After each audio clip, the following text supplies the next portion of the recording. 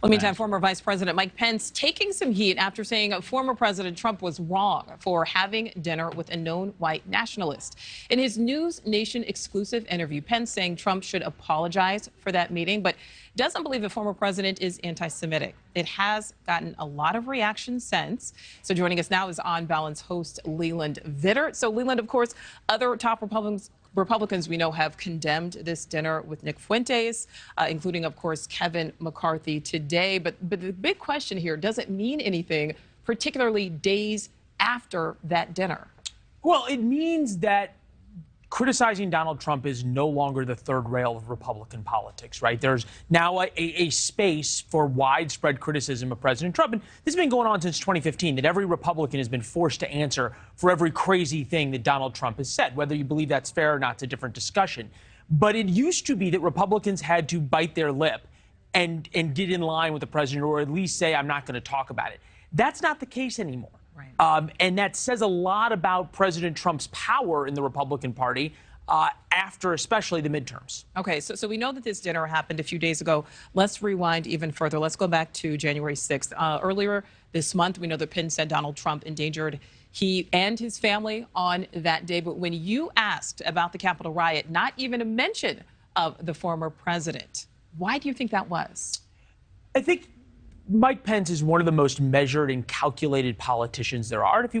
Our interview was nothing special when it came to the January 6th topic. It's why we didn't spend much time on it.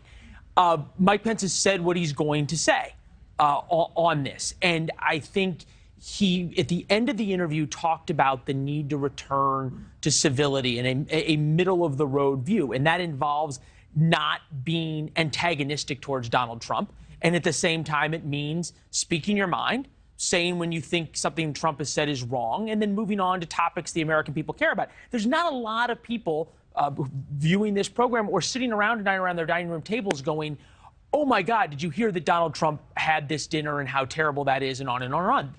Real people care about real issues. Mm-hmm. And you're seeing a lot of Republicans. You were just talking about Brian Kemp in Georgia, another Republican, very popular, who just will not engage about Donald Trump, won't criticize him outwardly, and at the same time won't praise him and won't really engage on the topic. Yeah, and that's something, Pence certainly hasn't really ever outwardly criticized the president, or not significantly. Was there anything that you were expecting him to say, maybe, that he did not? I would say that he has.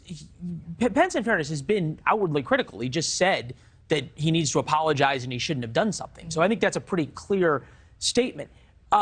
Mike Pence is as measured as you get. And in fact, I was actually a little surprised by how strong he was. Yeah. And I think you're seeing Republican politicians who are vying, or potential 2024 folks who want to keep their options open, walking, sort of leapfrogging over each other to becoming more and more critical of Donald Trump to figure out how far you can do it. Mm-hmm. And for Mike Pence, that's going to be a progression. Right. Thank you for watching. Go to newsnationnow.com to find NewsNation on your television provider. And don't forget to click the red subscribe button below to get more of NewsNation's fact-driven, unbiased coverage.